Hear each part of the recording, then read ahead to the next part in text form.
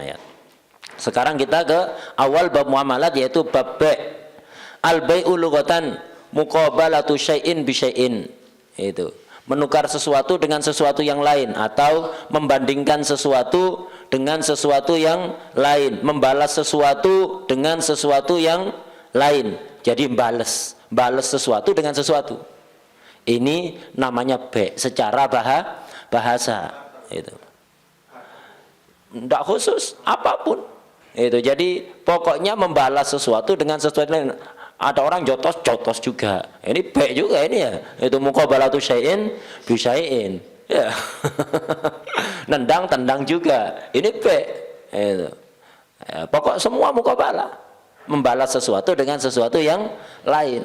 Ini bai'. Secara syarak, arti bai' secara syarak, akdu muawadatin maliyatin tufidu milka ainin au manfaatin alat ta'bid. Ini untuk tarif-tarif saya biasa untuk saya tulis biar langsung paham.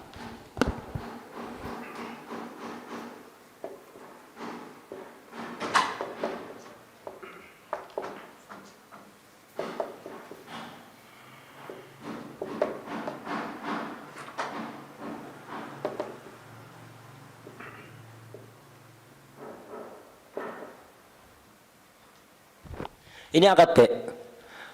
Akad tukar menukar. Tukar menukar maliyah.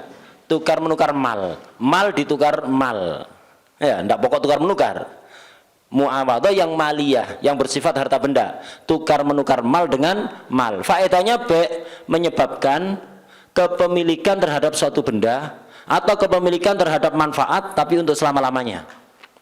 Memiliki bendanya atau memiliki manfaat dari benda untuk selama-lamanya. Jadi pertama bai' itu akad. Bai' itu akad. Akad itu kalau dalam mazhab kita, mazhab Syafi'i, ijab dan qabul. Jadi harus ada ucapan.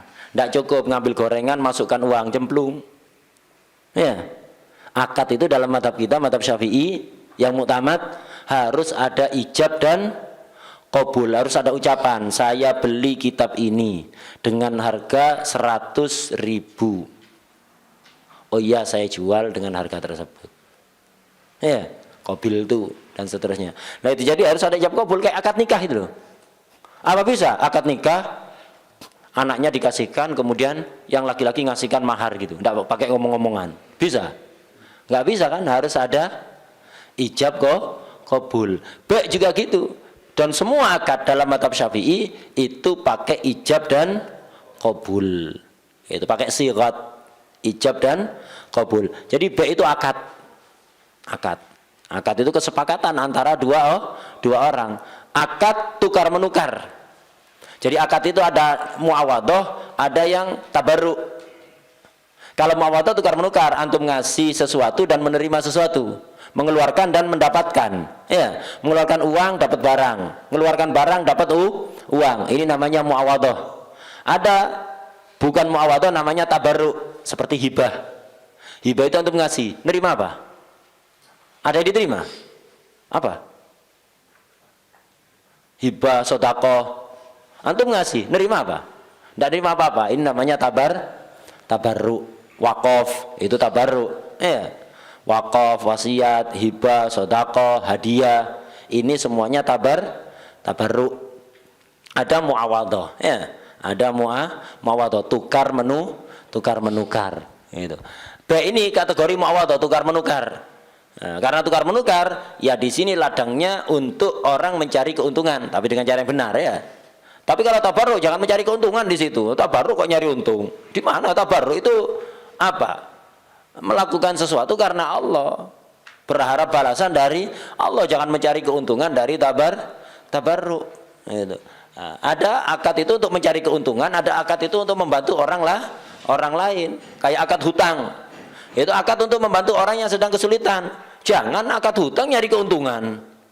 Tak utangi 1 juta tapi bayar 1.500.000 lah. Ini menyalahgunakan akad. Akad hutang itu untuk membantu orang kesulitan, bukan memanfaatkan orang kesulitan. Itu beda kalau bai'. Lah ini tepatnya mencari keuntungan, muawadhah, tukar menukar, pinter-pinteran, ya, tapi dengan cara yang jujur.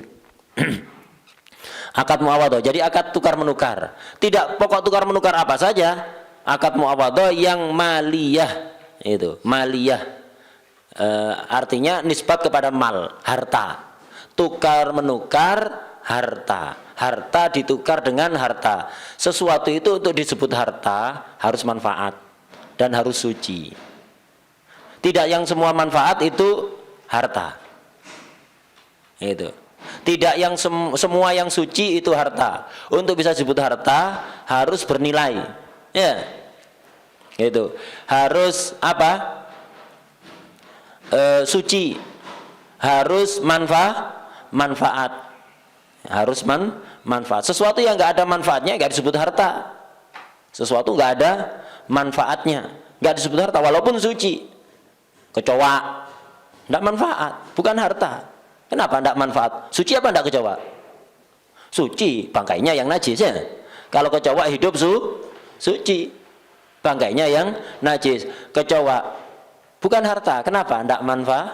Tidak manfaat. Itu. Kotoran sapi, manfaat apa tidak? Manfaat untuk pupuk ya. Apa suci? Tidak. Maka bukan harta juga. Ya. Muawadhah itu khusus akad tukar menukar harta dengan harta. Jadi kotoran sapi tidak bisa dijual. Kotoran sapi tidak bisa dijual. Kenapa? Tidak sesuai dengan akad be'.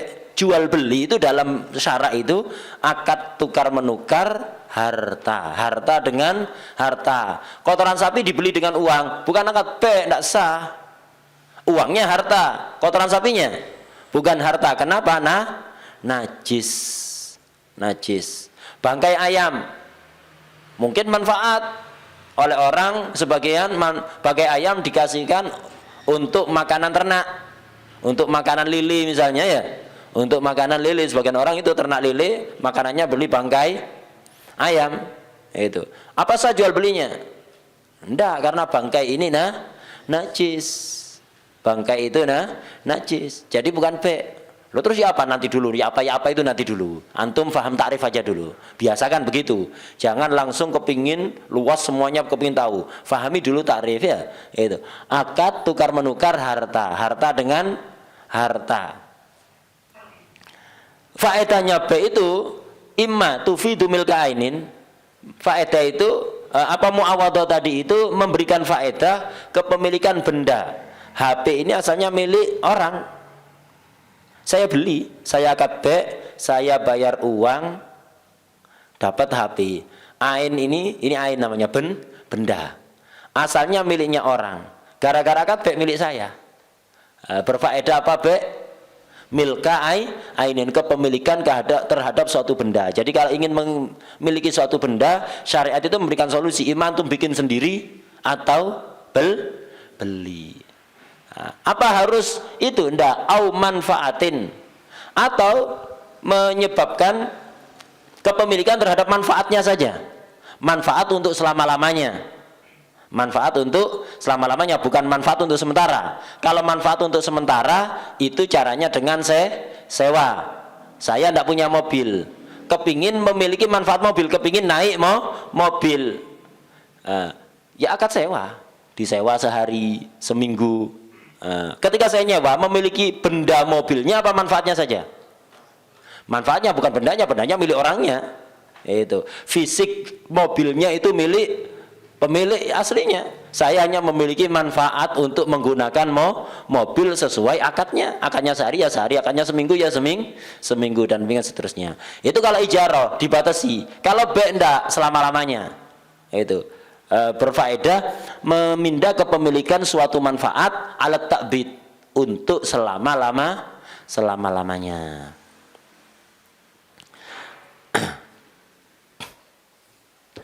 Udah, kita urut lagi dari depan. Jadi kalau dalam bab muamalat biasakan itu takrif betul-betul difahami secara detail. Nah, karena masalah-masalah setelahnya itu bercabang dari takrif itu ya. Itu, bercabang dari takrif. Kita urut.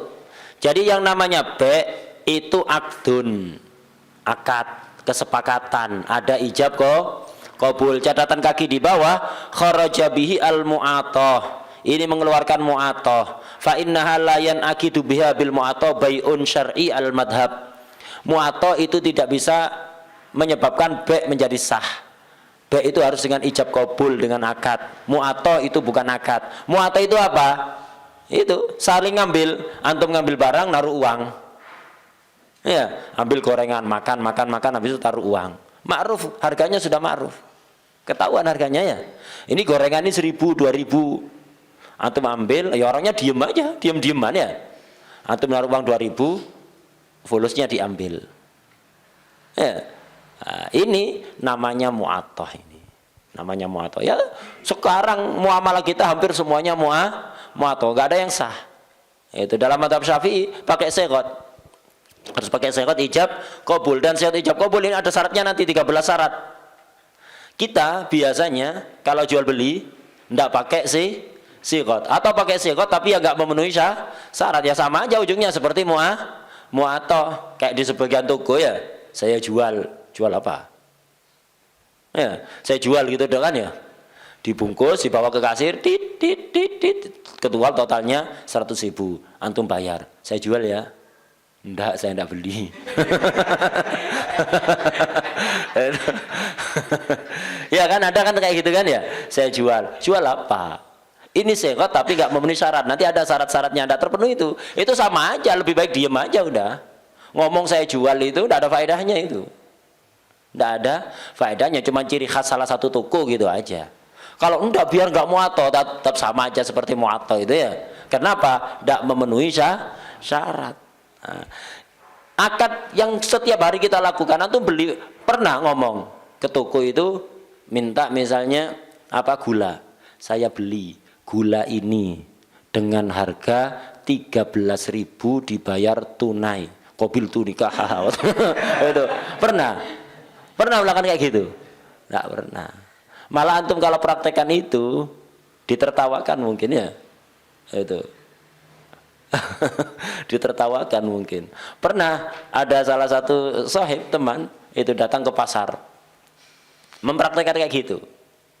Mempraktekkan kayak gitu. Saya beli barang ini dengan harga sekian. Dia ngomongnya Pak, ya akhi, ente bukan sedang main sinetron kan? Ente tidak sedang main sinetron kan ya?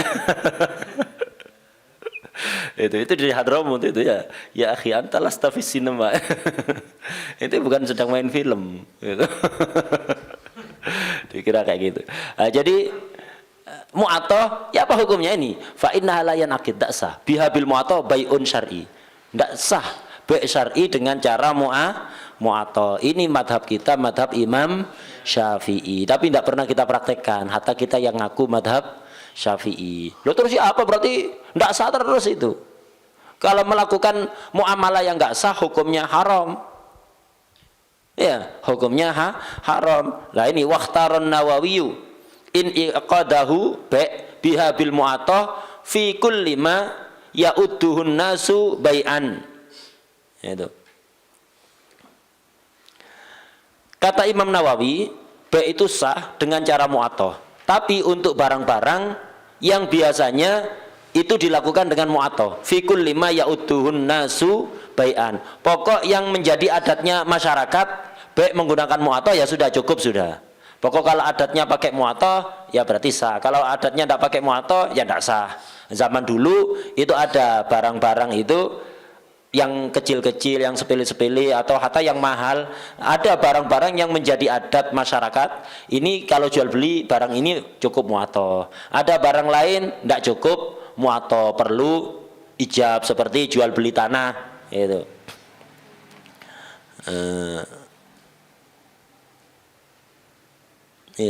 Hewan, jual beli hewan itu zaman dulu seperti itu. Zaman dulu begitu. Kalau jual beli hewan itu tidak biasa pakai mu'attah, pakai sighah. Jual beli tanah itu tidak biasa pakai mu'attah, tapi pakai sighah. Lah barang-barang yang nggak biasa dijual pakai mu'attah, ya nggak boleh pakai mu'attah. Kalau yang biasa pakai mu'attah, ya maka sah pakai mu'attah. Ini pendapatnya Imam Nawawi seperti itu, membedakan. Ya, membedakan. Ada sebagian ulama yang memutlakkan, barang apa saja boleh pakai mu'attah. Boleh pakai mu'attah. Ada sebagian lagi ulama mengkhususkan barang remeh-remeh yang murah-murah itu boleh pakai mu'athah. Kalau barang berharga yang mahal itu tidak boleh pakai mu'athah. Yang jelas banyak sekali khilaf dalam masalah mu'athah. Penyebab khilaf ini apa sih? Gini loh, karena berangkat dari innamal bai'u an taradin. Jual beli itu hanya sah kalau didasari tarodi, saling ridho. Pembeli ridho, penjual ridho. Ridho itu tepatnya di mana? Di hati kan ya. Samar apa enggak? Samar, hatta pakai kaca pembesar gak kelihatannya. Nah, itu.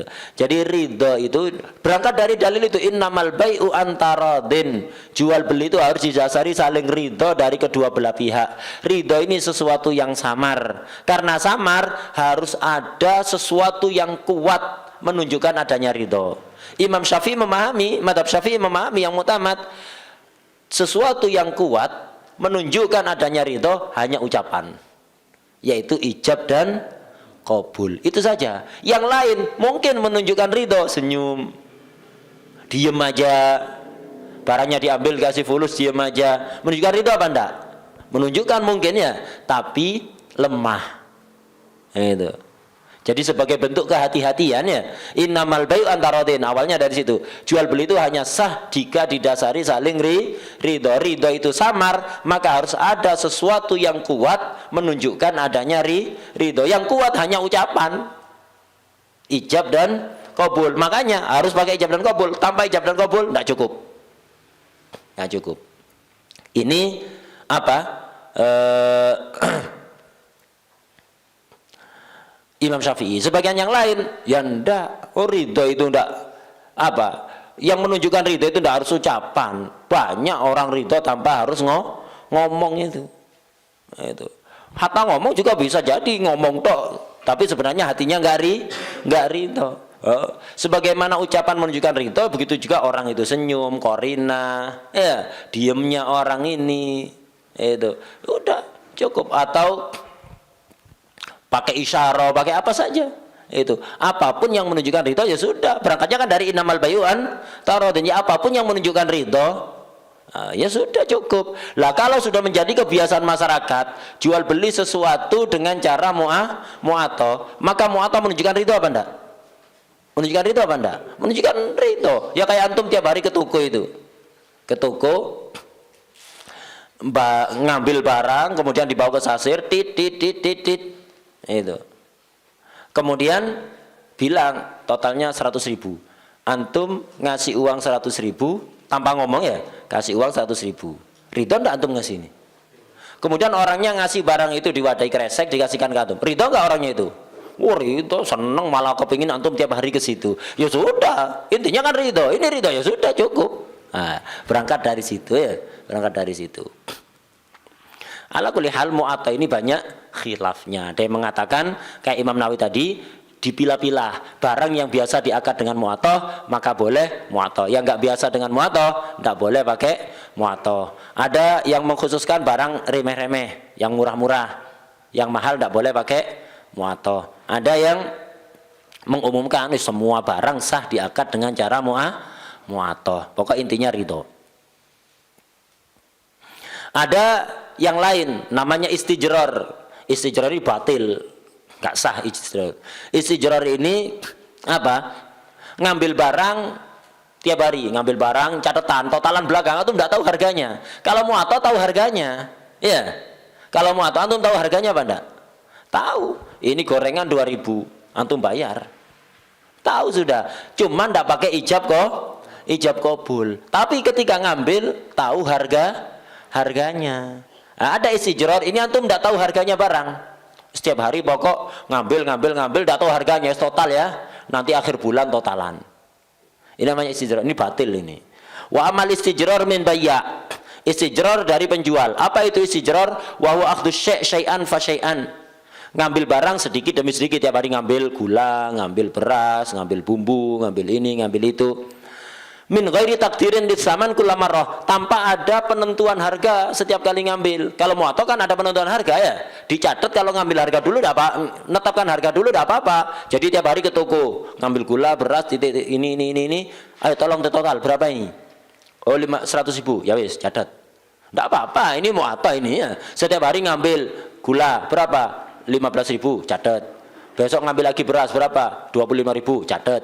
Besok lagi ngambil apa? Berapa? 30.000, catat. Enggak apa-apa, ini mau atau cuman bayarnya totalan belakang. Tapi setiap ngambil tahu harganya. Istijror ini enggak tahu harganya. Ngambil, enggak tahu wis. Enggak tahu di belakang nanti berapa habisnya. Belakang habisnya totalnya berapa? Sekian. Nah, ini namanya ya apa hukumnya? Fabatilun qat'an, batal ini qat'an. Ya termasuk antum pergi ke warung prasmanan ngambil enggak tahu harganya berapa, totalan belakang, habis itu kena berapa? 500.000. Ribut akhirnya. Ketika ribut bertengkar, yang salah siapa? Sama salahnya. Ngapain tidak menerapkan syariat? Coba terapkan syariat. Itu. Tidak apa warung prasmanan ini. Ini berapa ini bu? Oh sekian, ambil. Ini berapa? Ini berapa? Tanya dulu. Enak sudah. Jadi ketika antum ngambil, makan sudah harganya. Jangan biasakan makan tidak tahu harganya. Batil itu ya. Batal qat'an, tidak ada khilaf itu, tidak ada mu'atoan itu, bukan mu'ato itu. Mu'ato itu tidak ada ijab kabul tapi tahu harganya. Wah deh. Nah kalau tidak tahu harganya, namanya istilahnya kan tuh ke warung itu loh. Moro-moro pesen. Itu nasi, bebek penyet. Ini tidak tahu. Habis itu makan berapa? 70.000. Loh, kok 70.000? Iya. Ribut akhirnya bertengkar. Di mana-mana ya ayam penyet ya 20.000 misalnya, 25.000. Atau kalau yang minyak second itu 15.000 ya. Nah, itu seperti ini. Enggak, di sini 70.000, ribut akhirnya. Salah sendiri. Kenapa enggak pakai syariat? Jadi jangan ribut jangan nyalakan siapa-siapa kalau ribut gara-gara melanggar syariat. Tanya dulu, apa susah nanya-nanya? Datang ke warung, mau makan apa? Ayam goreng berapa? Ayam bakar berapa? Sekian, ya pesen itu. Tahu antum makan tenang, tidak kepikiran harga. Soalnya sebagian daerah begitu, sebagian daerah itu terkenal bikin harga itu ngawur. Itu sebagian daerah ada kayak gitu itu, bikin harga itu ngawur, seenaknya penjual. Ya antum salah juga, ngapain beli tidak nanya harga? Apa susahnya nanya harga? Apa susahnya? Ya, tanya dulu ini berapa udah. Dibilang nyocot terserah, yang penting aman. Terserah ini ngomong nyocot atau apa, yang jelas aman. Itu. Hatta ke warung prasmanan gitu, mau ngambil jangan ngambil gitu aja, istijror itu tidak tahu harganya, totalan belakang. Sayurnya ini harganya berapa, di sini berapa, tidak tahu. Tanya dulu, ini berapa, sudah ambil. Atau kalau nasi pakai sayur ini, pakai lauk ini berapa harganya? Oh sekian, ya sudah, yang itu. Enak kalau kayak gitu. Atau langsung dibayar, enak sudah selesai langsung pulang ya. Itu jangan biasakan makan tanpa tahu harganya. Kecuali kalau orangnya sudah ngasih kayak apa rumah makan yang agak bagus itu sudah ada daftar harganya lah, kayak gitu lebih bagus itu. Biasanya warung-warung yang nggak terlalu bagus itu nggak ada daftar harganya, pokoknya ngambil habis itu bayarnya mahal ya. Ini tidak benar ini. Imma antum tanya dulu atau ke warung yang ada daftar harganya, aman kayak gitu, antum bisa ngira-ngira sendiri kan sudah ada daftar harganya di situ, ini sekian, enak. Antum tidak gitu. Jadi hindari muamalah kayak gitu, nanti ribut. Jadi yang dikatakan istijrah itu tadi apa ukurannya? Min ghairi takdirin litsaman kullamar marro. Jadi setiap kali pengambilan tanpa ada penetapan harga, penentuan harga. Fa in qudira kadzalik, kalau ditetapkan, ditetapkan. Kalau samannya ditetapkan, kadzalik. Ya contohnya kata diambil sedikit tapi selalu ada penetapan harga. Au kana miqdaruhu makluman lil akidain bi'tibaril ada, atau sudah maklum sesuai adat yang namanya gorengan ini 2.000 tiap hari ngambil. Setiap hari ngambil 2 gorengan. Akhir bulan totalan ya otomatis kalau tiap hari 2 gorengan 2 ribuan, 4 ribu kan per hari, ya tinggal total 30 hari berapa, maklum sudah. Jadi nggak ditetapkan harganya, tapi sudah maklum sesuai adat. Itu. Aukana miqdaru makluman lil akidan bi'tibaril ata fi bai'i misli. Dalam jual beli itu sudah maklum. Wa kana bil akdin, tidak pakai akad, artinya tidak pakai ijab qabul. Fa fihi khilaful mu'atta, berlaku khilaf mu'atta. Kalau istijrah tadi tidak berlaku khilaf mu'atta, makanya kata Imam Ghazali batilun qat'an ay bila khilaf. Qat'an itu tambah khilaf. Jadi istilah qat'an itu bila khilaf maksudnya. Kalau istijrah itu batil tambah khilaf kata Imam Ghazali. Kalau mu'atta masih ada khilaf itu. Kemudian wa yajri khilafuha khilaful mu'atta fi sa'iril uqud al maliyah. Khilafnya mu'atta itu tidak hanya berlaku dalam bab dalam semua akad yang berkaitan dengan harta benda, kal ijarah, sewa, warrohun, gadai, wal hibah. Dalam semua akad maliyah berlaku khilaf mu'atta. Tidak khusus dalam bab sewa menyewa juga bisa ada khilaf mu'atta, hibah juga ada khilaf mu'atta dan seterusnya. Udah balik ke tarif. Jadi B itu adalah akad yang muawadhah, ada tukar menukar. Catatan kaki di bawah kharaja biha hibah, ini mengeluarkan hibah. Hibah itu bukan muawadhah tapi tabarru. Antum ngasih tidak dapat apa-apa ya, dapat pahala dari Allah, tidak dapat imbalan dari makhluk itu. Jadi ini hibah bukan muawadhah, bukan B berarti. B itu harus muawadhah itu. Kemudian maliyah yang bersifat harta benda itu, yang bersifat harta benda. Kalau tukar menukar bukan harta benda sama sekali, ya bukan B. Contohnya kharaja bi nikah, mengeluarkan nikah. Nikah ini tukar menukar. Apa? Mahar, harta kan ya? Harta. Ditukar dengan apa? Buduknya perempuan ya? Buduk. Harta apa bukan itu? Bukan. Maka bukan akad nikah tidak bisa disebut B karena bukan mal ya. Atau itu tadi kotoran sapi. Bukan mal kan, karena najis. Tidak bisa jual beli.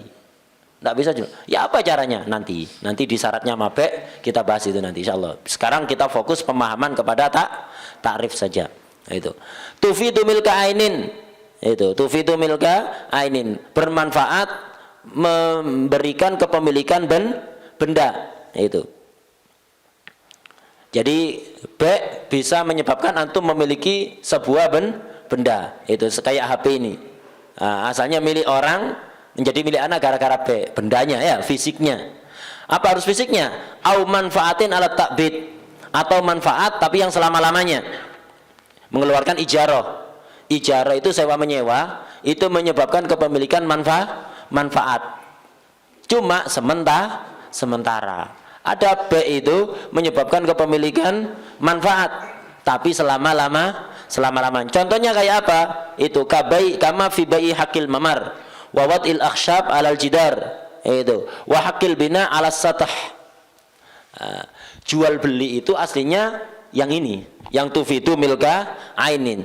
Jual beli itu jual beli bendanya, fisiknya. Kalau manfaatnya itu namanya sewa. Cuman ya itu tadi sewa itu sementara. Apa bisa manfaat dimiliki selama-lamanya? Bisa. Dengan cara apa? Dengan cara B. Cuman Bai'ul manfaah itu terkhusus pada 3 perkara yang disebutkan di sini. Jadi jual beli itu ya benda, fisiknya. Jual beli manfaat ada Bai'ul manfaah namanya. Yang asli B itu Bai'ul ain, jual beli benda. Kalau Bai'ul manfaah, jual beli manfaat khusus hanya 3 contoh yang disebutkan musannaf itu di catatan kaki. Apa? Bai'i hakil mamar, jual beli hak untuk lewat. Jual beli hak untuk lewat. Contohnya begini.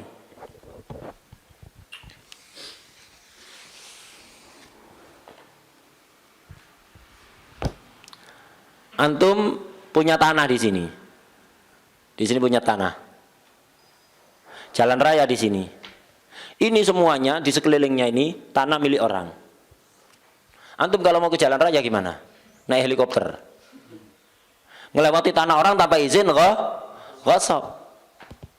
Pinjam tidak boleh. Awas, nginjek tanah anak tak kutuk jadi kambing ini ya. Pas tetangga bakhil ini ya, tetangga apa? Bakhil. Hati-hati kalau punya orang apa ketemu orang bakhil dikasih makan jangan dimakan. Itu jadi penyakit ya. Ta'amul bakhil da, wa ta'amul karim dawa. Kalau pas ada acara dikasih makan, orangnya dermawan. Dermawan beneran, minal qalb, bukan pencitraan. Itu. Bukan haya. Itu obat itu, untuk makan aja jadi obat itu. Diniati syifa sudah, obat dari segala penyakit itu. Kalau makanan dari orang dermawan, kalau orang bakhil hati-hati, dikasih berkat bawa pulang kasihkan kucing aja ya. Jangan untuk makan jadi penyakit itu nanti ya. Itu kalau orang bakhil ya. Itu itu penyakit. Apalagi ghani bakhil. Oh, tambah itu penyakit double-double itu ya. Itu penyakit macam-macam itu. Ghani bakhil. Itu. Ghani bakhil, hati-hati kalau ada acara dikasih berkat. Udah. Jangan dimakan. Kasihkan ikan, kasihkan kambing atau apa, kasihkan ayam, kasihkan kucing gitu. Jadi penyakit nanti. Udah. Ini ada orang punya tanah di sini. Tanahnya A ini. Kecil ini sepeta ini. Ini jalan raya syarek. Ini dikelilingi tanahnya orang. Enggak ada jalan umum, enggak ada. Enggak ada jalan umum. Nah, maka kalau dia keluar repot, imam pakai helikopter, terbang semua gentengnya orang itu. Ya. Pakai helikopter. Lewat sini gratis tidak boleh. Awas, jangan nginjak tanah, tidak halal. Tak tuntut sampai 7 turunan ini. Misalnya ya. sewa resiko, nyewa sebulan. Habis itu kalau tidak mau diperpanjang, tidak nemu jalan lagi antum. Ya, tidak nemu jalan lagi. Ya asal pindah kok betah loh punya tetangga kayak gitu ya, pindah beli tanah lainnya itu jualan wis. Ndak laku. Orang ini suruh beli tidak mau ya. Repot ini ya. Ada solusi apa? Syariat memberikan solusi. Bisa jual beli. Wis, tanah ente ini tanah yang khusus dari pintu anak ke sini ke jalan raya ini. Tak beli. Ndak jual tanah. Iya, anak ndak beli tanahnya. Beli manfaat biar anak bisa lewat. Tanahnya tetap milik ente. Tanahnya fisiknya milik ente, sertifikatnya tetap milik ente. Anak cuma beli hak guna. Beli hak untuk menggunakan. Wis, ini seukuran ini, jalan seukuran ini sampai ke jalan raya ini tak beli hak untuk menggunakan saja. Tanahnya tetap milik ente, fisiknya milik ente.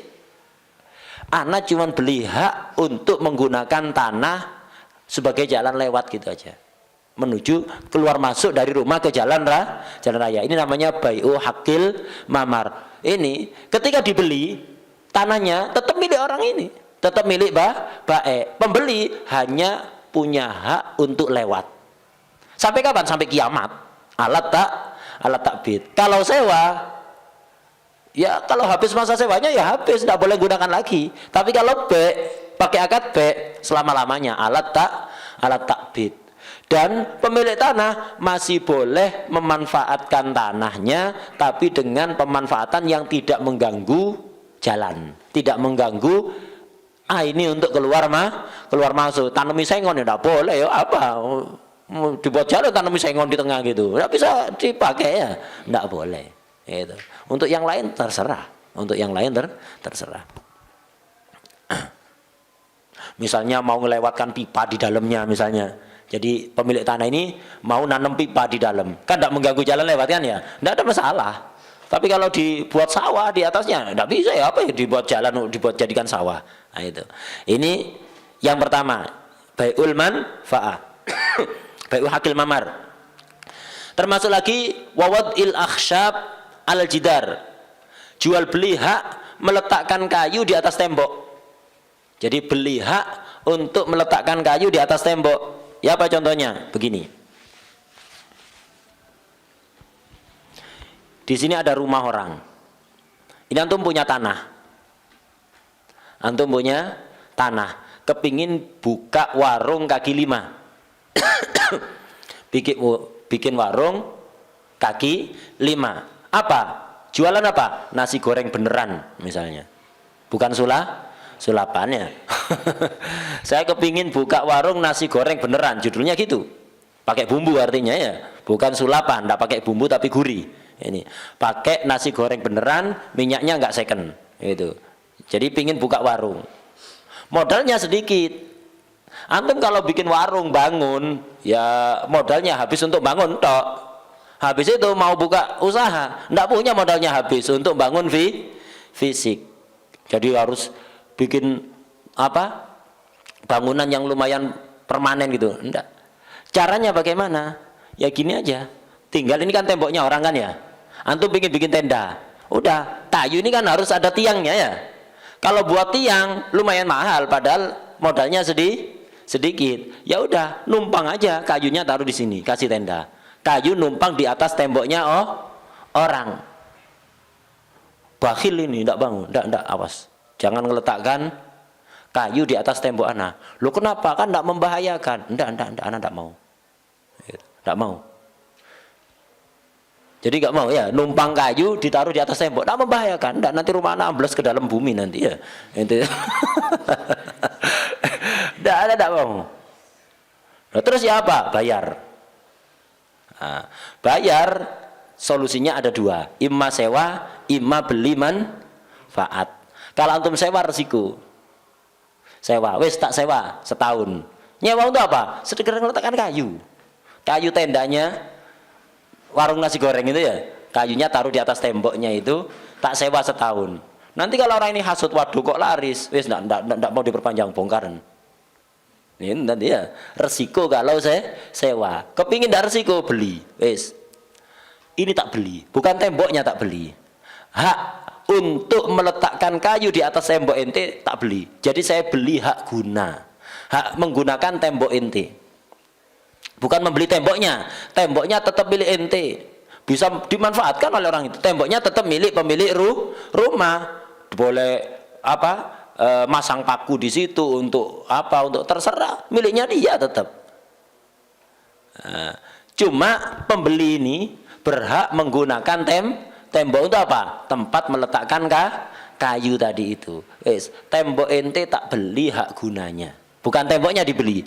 Hak menggunakan tembok saya beli. Untuk apa? Meletakkan kayu. Udah berarti kalau kayak gitu tidak bisa, udah sampai kiamat berhak terus.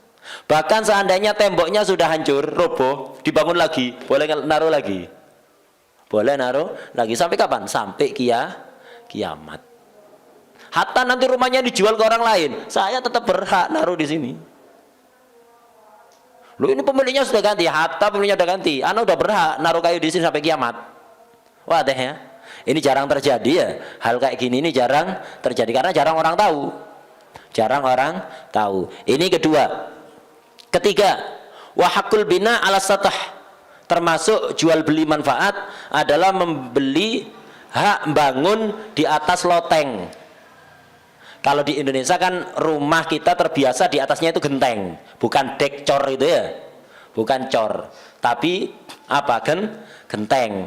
Kalau di Arab jarang, justru rata-rata di atas itu cor, ya, baik cor yang dari tanah atau yang dari semen. Nah, jadi kalau di Arab itu di atasnya itu cor, kosong kan di atasnya ya. Biasanya dibuat jemuran ya, kayak ribat itu di atas kan ada deknya kan ya. Nah, cor kan di atas dimanfaatkan enggak kan? Paling buat jemuran aja. Paling buat jemuran. Kalau orang punya uang sedikit dikasih lampu-lampu buat ngopi di atas ya. Nah, itu buat ngopi, tapi banyak mafsadahnya. Akhirnya kelihatan semua yang di jalan itu ya. Itu. Banyak kotornya. Duduk yang mata kita mengarah ke jalan tempat lewatnya orang itu banyak kotornya. Akhirnya ngitungi mobil itu dan macam-macam, fudul minimal fudul lebih-lebih bisa maksiat oleh itu bila memandang sesuatu yang tidak halal. Apalagi kalau di atas melihat aurat ke rumah-rumah orang, itu hati-hati, jangan biasakan kayak gitu, itu haram itu ya. Nah, jadi yang ketiga ini hak untuk membangun di atas loteng orang. Ini diperlukan mungkin untuk orang yang kepingin buat rumah tapi tidak punya uang untuk beli tanah karena tanahnya mahal. Kayak di daerah perkotaan besar, di daerah kota besar kayak di Surabaya, yang di pusat kota Surabaya itu tanah per meter itu harganya ada yang sampai 100 juta per meter. Jadi di daerah itu kalau antum punya mobil Avanza, kepingin beli tanah untuk dibuat tempat parkir, tempat parkirnya berlipat-lipat dibanding Avanzanya ya. Jadi mahalan parkirnya dibanding Avanzanya ya. Nah, ini mahal, per meternya itu lebih dari 100 juta per meter. Untuk parkiran minimal berapa meter?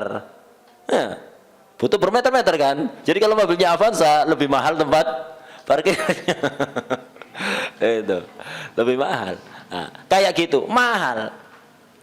Kepingin bangun rumah di situ, nah, beli tanah ya mahal. Caranya ya gini, ada orang punya rumah, di atasnya kosong, cor ini. Di atasnya ini kosong, cor, gak dipakai sama orangnya, nganggur gitu, kosong. Wes tak beli, bukan dibeli rumahnya, ya, bukan dibeli lotengnya, dibeli hak untuk bikin bangunan di atas ini. Jadi saya membeli hak bangun bangunan di atas rumah ente. Kan kosong eman ini, cor, di atasnya cor tapi di atasnya tidak ada bangunan. Wes mending tak beli. Wes ana beli hak untuk membangun bangunan di atas rumah ente, di atas loteng ente. Berapa? 500 juta. Sampai kapan? Sampai kiamat namanya beli. Ya sampai kiamat. Ya udah. Maka kalau memang kesepakatan, kalau tidak mau tidak masalah. Kalau sewa resiko, tak sewa 10 tahun. Setelah 10 tahun tidak mau diperpanjang, bongkar rumah ini ya. Padahal udah mengeluarkan biaya banyak.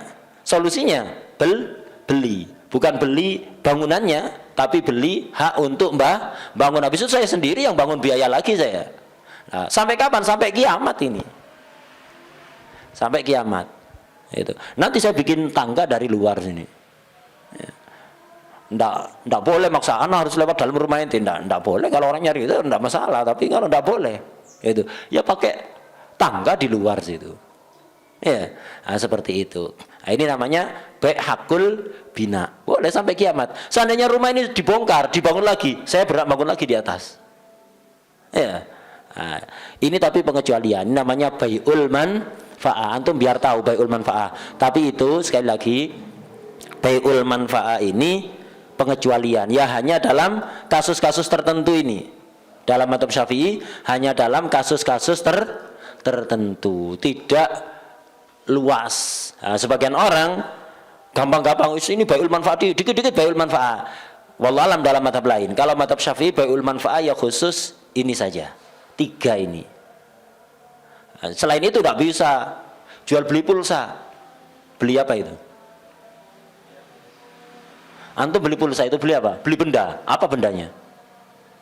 Beli pulsa, dapat apa antum beli pulsa? Dikasih benda. Mungkin dulu yang gesek itu ya, yang gesek itu voucher yang gesek itu ada bendanya itu. Tapi kalau yang enggak, langsung beli pulsa berapa, 100.000, udah dikasih bontok. Tidak ada fisiknya. Elektrik. Beli apa itu? Benda. Tidak ada bendanya. Oh, bai'ul manfa'ah. Sebagian orang ini masuk bai'ul manfa'ah. Bai' itu kan tufidu mil kainin au manfaatin ala takbid. Bai'ul manfa'ah ya 3 itu tadi. Selainnya itu apa? Bai'ul manfa'ah? Tidak. Wadah ya? Jadi bai'ul manfa'ah hanya 3 ini. Sudah. Ini tarifnya bai'. Apalkan. Apa? Tarifnya bai'. Akdu mu'awadatin maliyatin tufidu mil kainin au manfaatin alat takbid. Ini takrifnya akad bai'. Tarifnya akad bai' itu.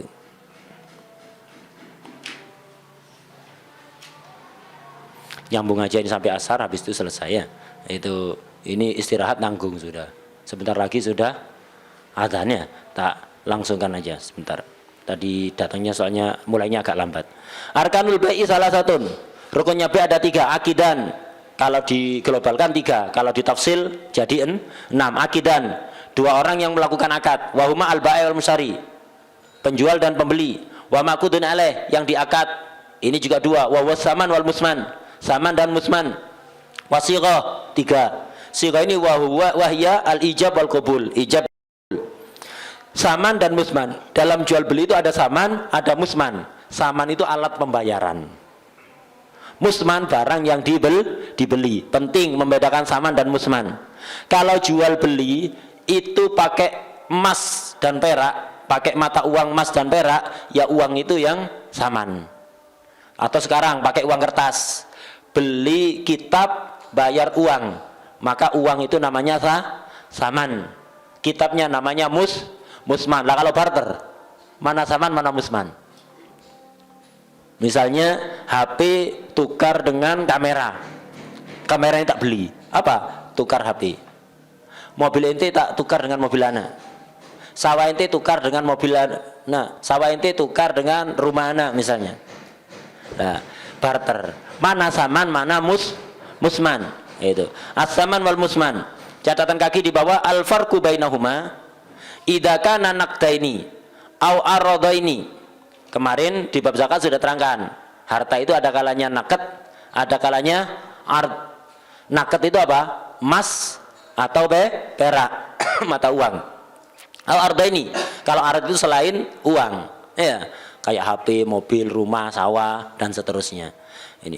Jadi kalau jual beli itu jual beli uang dengan uang, kayak beli dolar dengan rupiah, atau barang dengan barang, barter tadi itu, mobil tukar mobil, atau mobil tukar sawah.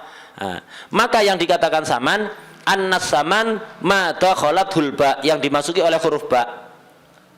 Bi'tuka hadal kitab bihadihil mirwahah, bi'tuka hadal kitab atau bi'tuka hadal jawal bihadihil mirwahah, yang ada baknya ini namanya saman, bihadihi ya. Nah, atau bi'tuka hadad dolar bihadihir rubiyah, bihadihi, yang dimasuki bak itu yang namanya saman itu.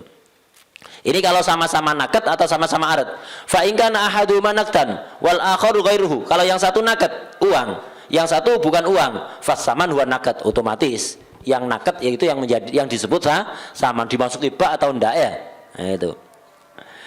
Faedahnya membedakan saman dan musman itu apa? Ada annas saman yajuzul i'tiyadu anhu bi khilafis saman, bi khilafil musman. Saman bisa ditukar. Kalau musman enggak bisa. Kalau musman tidak bisa. Contoh, mobil ente tak beli dengan harga 200 juta. 200 juta ini saman. Mobil musman. Udah jadi transaksi. Oke, setuju, saya terima. Habis itu berubah pikiran.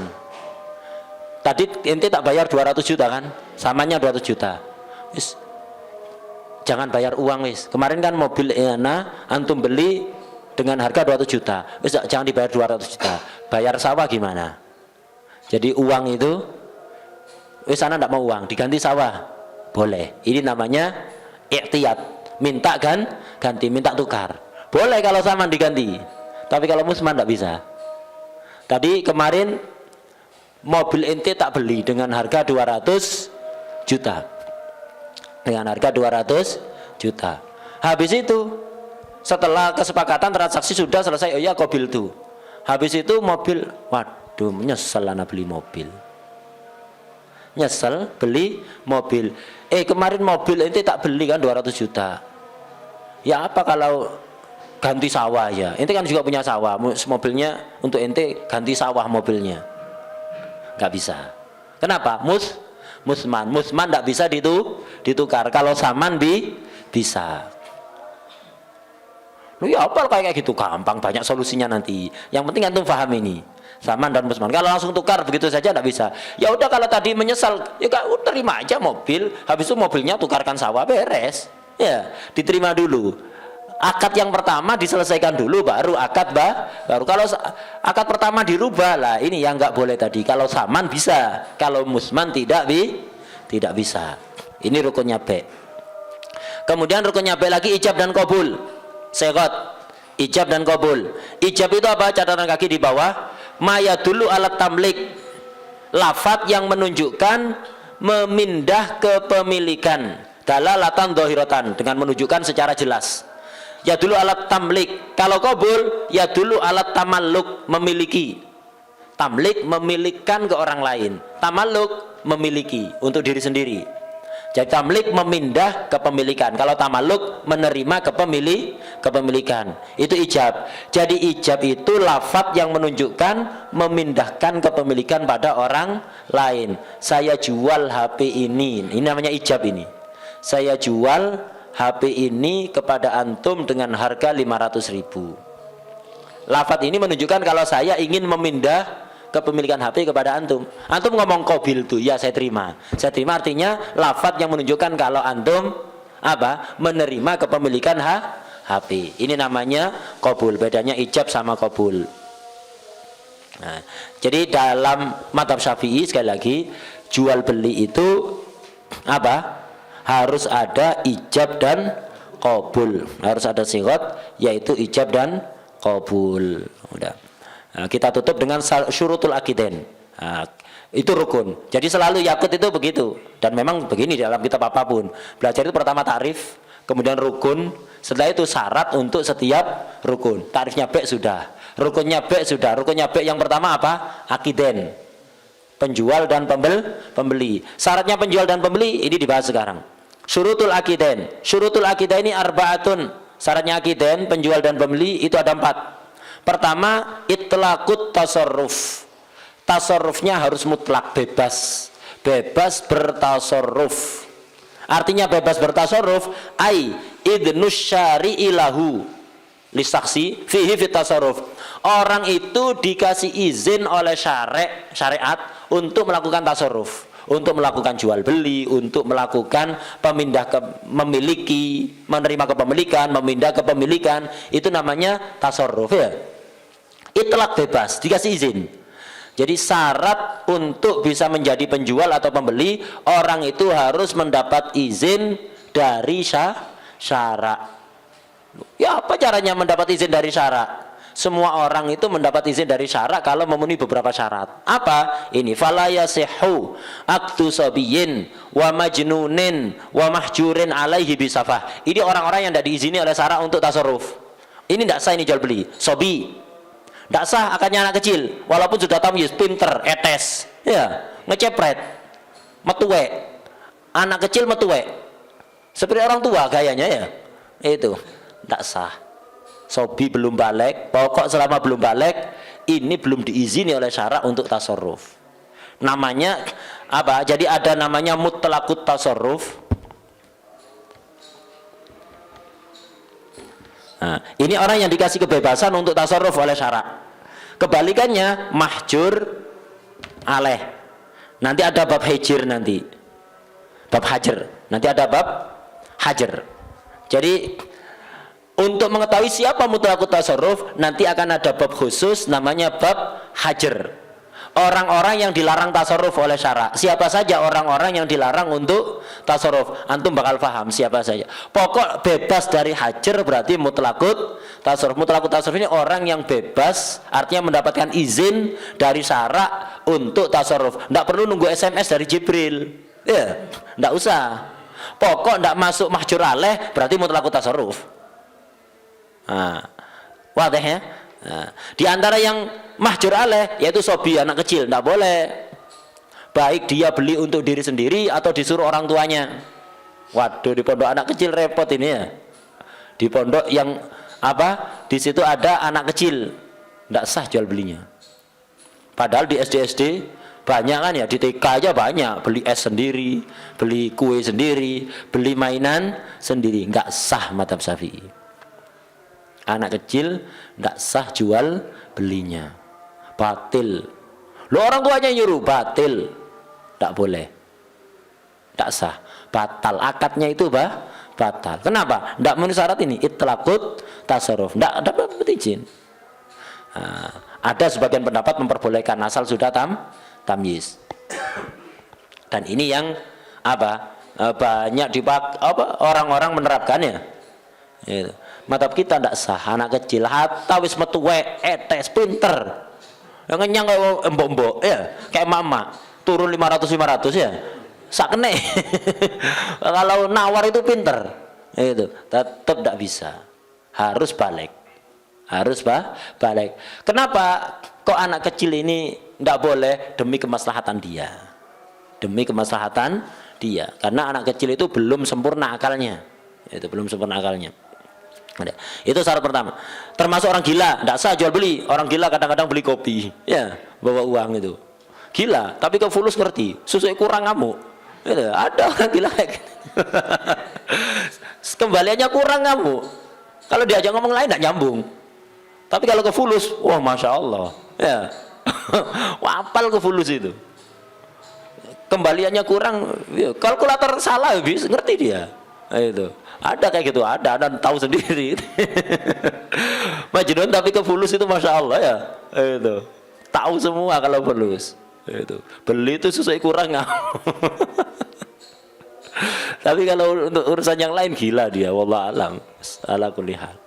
Wa majnun wa mahjurin alaihi bisafah, atau orang yang dihajar, dilarang tasarruf gara-gara safah. Safah ini bongol.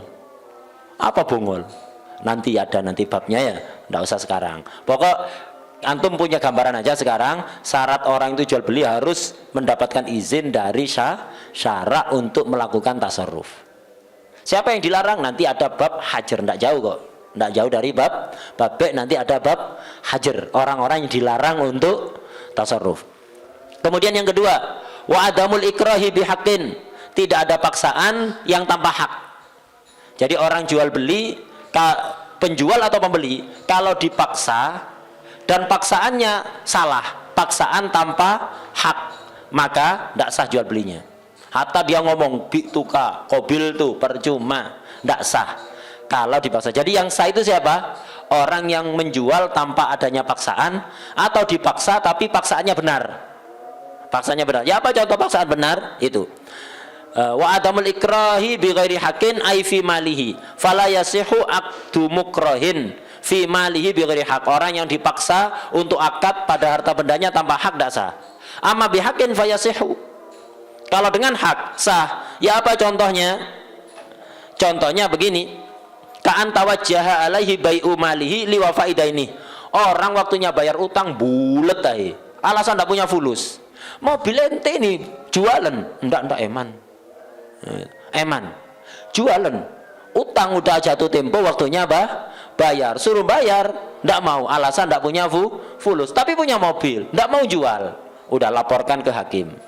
Nanti hakim maksa, jualan mobilnya, enggak tak penjara ini. Akhirnya takut dipenjara, dijual karena terpaksa. Paksanya bener apa enggak? Bener, karena dia utang enggak bayar.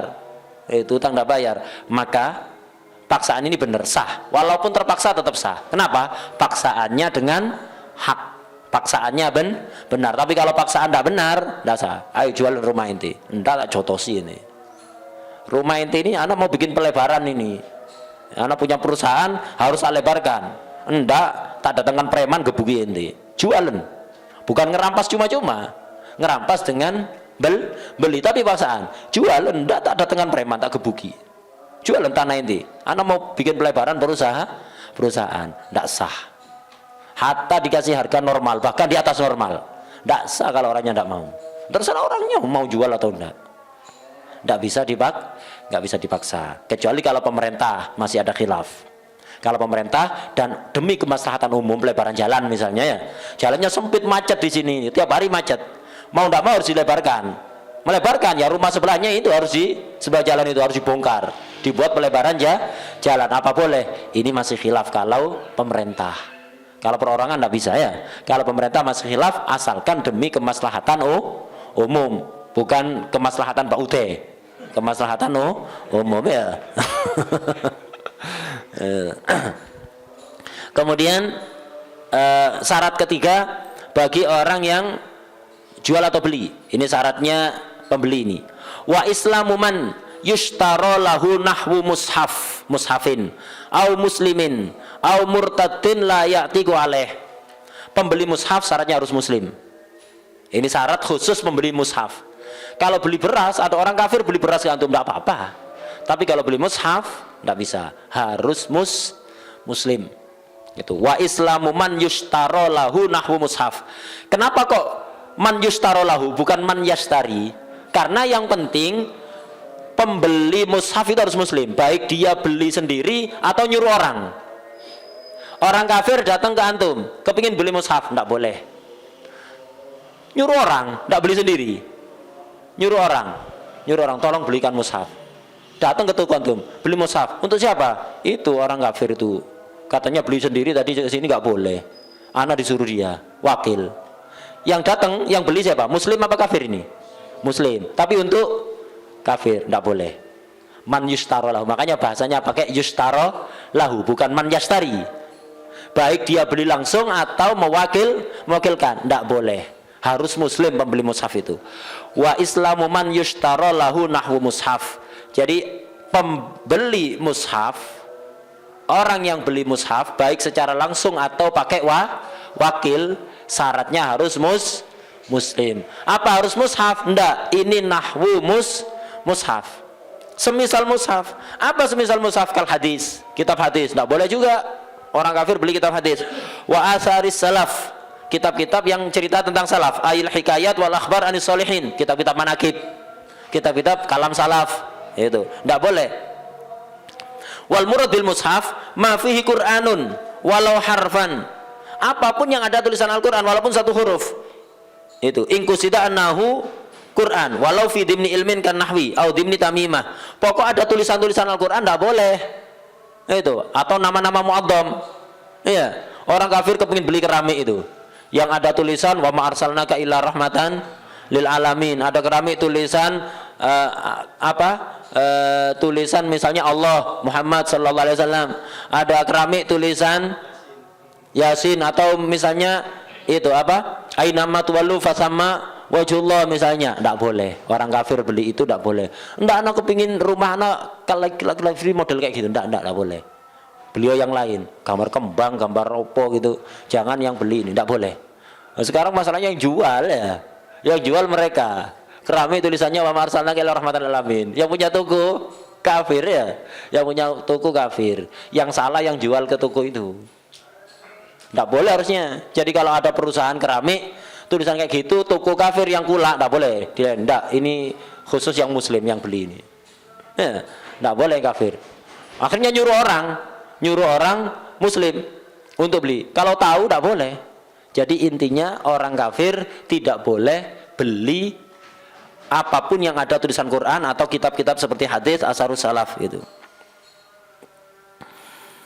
Tidak sah, bukan hanya haram, tidak sah jualan. Sekarang kata orang kafir jualan Quran, ya toko-toko buku itu jualan Quran, tidak boleh itu, tidak sah itu, dia kulaknya itu tidak sah. Lah terus ya apa sikap kita? Beliin semua, antum kalau tahu beliin semua. Lo kan tidak sah. Untuk menyelamatkan jual belinya mungkin tidak sah ya, karena mushaf ini kan bukan miliknya dia belinya ke pabrik, ke percetakan misalnya, belinya kan tidak sah kan ya, berarti bukan miliknya dia. Antum beli untuk menyelamatkan, nah, dibiarkan di situ ihana. Mushaf kok ada di tokonya orang kafir, ihana. Kalau antum tahu beliin semua. Hah? Ndak ro, sing mesti kan sing saiki mesti nyelametno. Kulak mana kan ndak mesti. Ya kan ndak nono. Urut-urut tak nurut itu urusane. Nah itu. Sing jelas sekarang menyelamatkan ini maslahati mesti. Kulak mana enggak mesti. Nah itu. Jadi selamatkan. Ya yang salah sekarang. Yang punya percetakan kadang sing kafir ya. Yang punya percetakan kafir. Mushaf itu di percetakan tidak terhormat, ditaruh kelemparaan ada di bawah, di injak-injak kayak gitu. Tidak boleh dibiarkan kayak gitu. Nah, itu. Kalau kita nggak tahu enak, makanya ojo seneng maca berita, biar nggak tahu aneh-aneh. Antum kalau tahu berita, tahu yang aneh-aneh, terus nggak melakukan sesuatu yang antum mampu kena haram. Kalau nggak tahu apa-apa enak. Makanya ada hadis mengatakan aksaru adil jannah al-bulhu. Kebanyakan penduduk surga itu orang kudet, kurang update atau apa-apa itu. Tanya ini enggak aku enggak tahu. Masuk viral di TV enggak enggak ada TV. Kebanyakan ahli surga itu gitu. Orang yang bulhu, bongol urusan dunia. Itu enggak ngerti apa-apa. Tanya, gimana hukumnya ini yang lagi viral? Viral apa? Enggak. Lu masa enggak tahu ente kan? Enggak tahu, enggak baca, enggak pernah ngikuti berita la via internet, wala TV, wala koran. Enggak tahu. Nah, penduduk surga banyak yang model kayak gitu itu. Orang-orang kudet. Yang orang update terus itu, ya, itu. ibu-ibu sosialita atau apa, orang-orang yang tahu semuanya itu ya, semuanya tahu. Ini bukan aksarul ahli jannah ya, tapi bukan berarti terus oh ini ahlun nar, berarti enggak mesti ya. Kebanyakan penghuni surga itu yang nggak banyak tahu, urusan dunia itu banyak nggak tahu. Tanya, nggak tahu, saya nggak tahu berita. Lo viral ini, ya kata viral lah, nggak tahu ya teopo, nggak ngerti kok. Nah ini, itu aksarul ahli jannah al bulhu. Zamannya ablah, itu ablah. Ini kalau orang kafir nggak sah, haram dan tidak sah. Ada yang haram tapi sah. Apa? Jual kitab tasawuf ke orang Wahabi, haram tapi nggak sah, tapi tetap sah. Ya, kalau ke orang kafir haram dan tidak sah. Kalau ke Wahabi haram tapi tetap sah. Kenapa kok haram? Diihana mereka. Bahkan kata Syekh Sarwani, ihananya mereka kepada kutubus sufiyah aksar min ihanatil kufar. Gitu. Ya. Lebih parah pelecehan orang Wahabi ke kitabnya Aulia, ke kutubus sufiyah Sadatul Qaum, itu lebih parah dibanding pelecehan orang kafir. Orang kafir itu menjadikan kitabnya Imam Ghazali rujukan. Mereka mencaci maki Imam Ghazali. Di barat itu terkenal Imam Ghazali dengan sebutan Al-Ghazal. Pemikir-pemikir barat itu banyak menjadikan rujukan kitab-kitabnya Imam Ghazali, dikenal namanya sebagai Al-Ghazal. Ya, Al-Ghazal. Imam Wahabi dituduh kafir. Imam Ghazali divonis kafir sama mereka.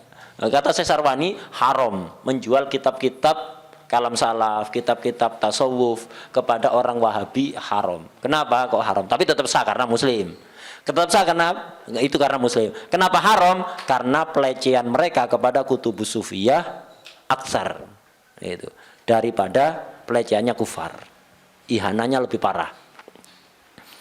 Nah, jadi ini syaratnya pembeli mushaf, tidak hanya mushaf, nahwu mushaf, semisal mushaf itu harus muslim. Termasuk juga au muslimin, budak yang muslim. Dulu ada budak. Au murtadin, budak murtad. Layak tiku aleh, yang tidak otomatis merdeka. Ada budak itu kalau dibeli otomatis merdeka. Jadi ada budak yang kalau dibeli otomatis merdeka. Siapa? Usul sama furu. Sama furu.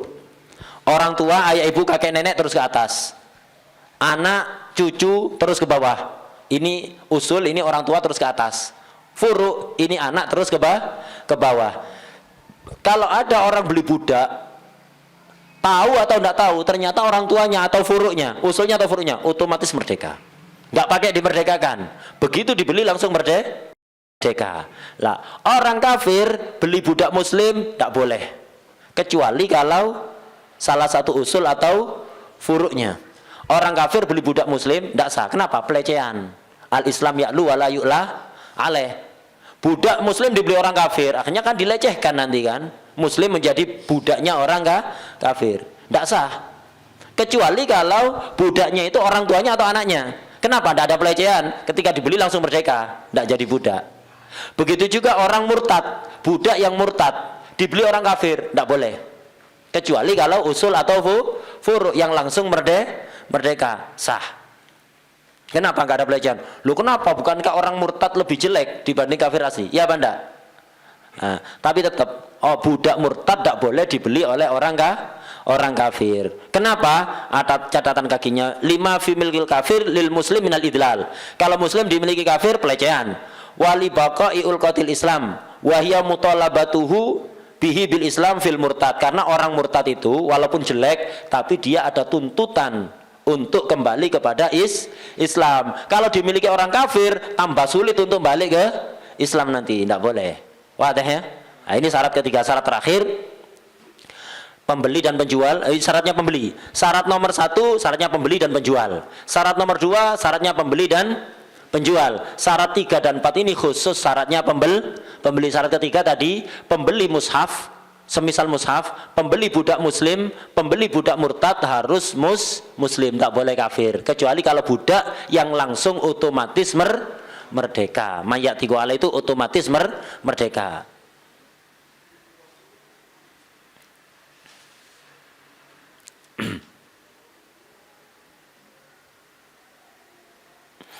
Terakhir, wa adamu hirabati man yushtara lahu iddatu harbin. Ini syaratnya pembeli juga.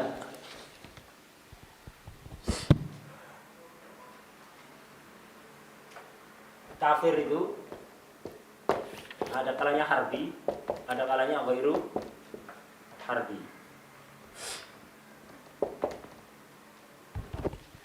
Ini yang kita bahas kafir yang harbi. Kafir ghairu harbi itu apa? Kafir yang punya perjanjian damai dengan orang Islam. Ima kafir dhimmi. Kafir dhimmi itu orang kafir tinggal di negara yang tinggal di daerah yang menjadi kekuasaan muslim. Dengan catatan mereka dilindungi dan bayar pajak. Pajak badan. Itu jadi kafir harbi itu begitu. Orang kafir dhimmi ya. Kafir ghairu harbi ini macam-macam. Ada dhimmi, ada muahad dan seterusnya ya. Dhimmi itu orang kafir tinggal di daerah kekuasaan muslim, mereka minta dilindungi oleh negara dengan imbalan bayar pajak setiap tahun, pajak badan. Dan tidak boleh diganggu ini. Dalam hadis dikatakan man adali dhimmiyan fa ana hajiju yaumal qiyamah. Siapapun yang menyakiti kafir dhimmi, maka aku, kata Rasulullah SAW, yang akan menuntut dia di akhirat. Tidak boleh mengganggu kafir dhimmi. Ada kafir muahad. Kafir muahad itu ya mereka orang kafir yang punya perjanjian damai, tidak saling mengganggu. Antara kafir tidak mengganggu muslim, muslim tidak mengganggu kafir. Seperti yang dilakukan oleh Rasulullah SAW dengan kufar Makkah setelah sulh Hudaybiyah, perjanjian 10 tahun untuk tidak saling menyerang, tidak saling mengganggu. Itu tidak boleh diganggu juga. Ini namanya kafir muahad. Ada kafir mustakman. Kafir mustakman itu turis, ya kayak wisatawan itu loh. Jadi ada orang kafir yang tidak ada punya perjanjian apapun kita dengan dia, hatta dari Israel misalnya ya, hatta dari Israel datang ke Indonesia resmi, datang ke negara Islam izin, pakai visa. Ketika dia dapat visa, artinya telah mendapatkan jaminan keamanan dari pemerintah, tidak boleh diganggu. Oh Israel ini, tidak boleh. Kalau dia rencana mau datang, antum demo, nolak kedatangan dia, boleh. Tapi kalau sudah datang, dapat visa resmi, antum ganggu, haram. Rasulullah yang nuntut. Rasulullah SAW yang nuntut. Oh, ini Yahud ini, hatta dulu zaman Rasul ada Yahud. Ya. Jadi kalau antum mau protes, sebelum mereka datang di demo, awas, jangan datangkan. Itu. Kita menolak. Masyarakat Muslim Indonesia menolak kedatangan atlet Israel. Tidak apa-apa, sebelum mereka ada datang. Kalau sudah datang dapat visa, antum ganggu tidak boleh.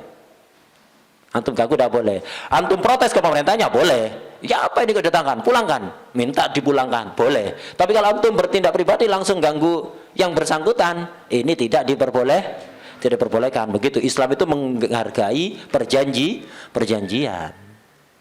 Hatta dengan orang-orang yang model kayak gitu ya, itu Yahudi ya dari dulu ya model gitu itu sudah. Dari dulu gitu itu. Wadah ya. Jadi kafir mustakman ini turis. Jadi kayak orang dari luar, tidak ada punya perjanjian apa dengan kita, datang ke negara Islam, izin, mendapatkan jaminan keamanan. Kalau jaminan keamanan itu dari pemerintah, maka sah. Kalau jaminan keamanan itu dari perorangan, fasid. Tapi tetap tidak boleh diganggu. Misal, ada orang Israel datang ke Indonesia, penyusup, tidak pakai visa, gelap.